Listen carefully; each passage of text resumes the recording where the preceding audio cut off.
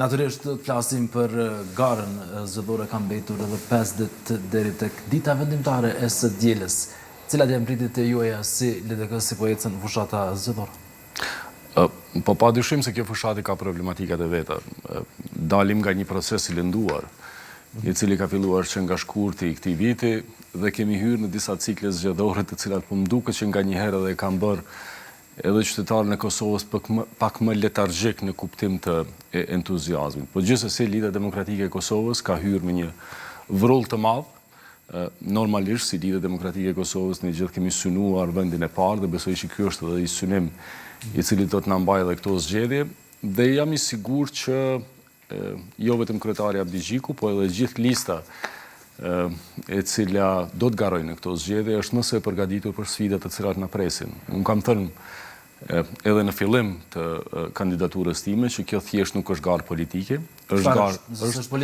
është garë drejtimesh, se nga do të shkojë Kosova. Do të vazhdoj me këtë kursin të cilin e kemi pas gjatë tyre 5 viteve,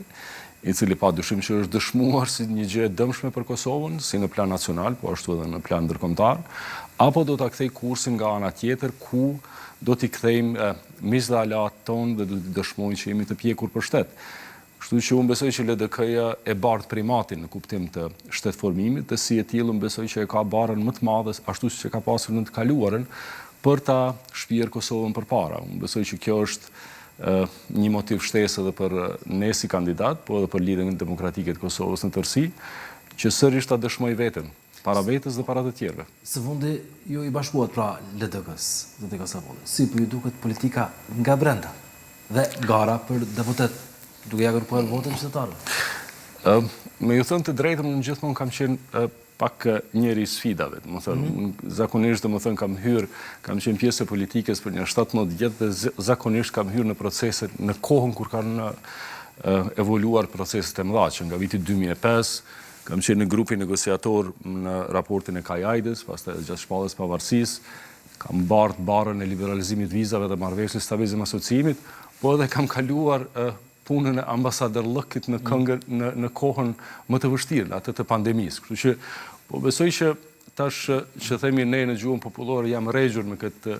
garën politike dhe me këtë aktivitetin tem politik, por gjithsesi kjo është pak më ndryshe. Unë besoj që trashëgimia ime të cilën e kam lënë të kaluarën dhe fakti që jam dëshmuar si një person i cili mund të bardh barën e proceseve të rëndësishme, më jep mua një adut në kuptim edhe të prezantimit të agjendës time dhe të agjendës së LDK-s tek qytetarët. Dhe jam shumë i lumtur që kam hasur në mirëkuptim për qytetarët e Kosovës, gjithsesi nga kandidatët dhe strukturat e Lidhjes Demokratike të Kosovës dhe unë them që derën e kam gjetë të hapur dhe kam hyrë në të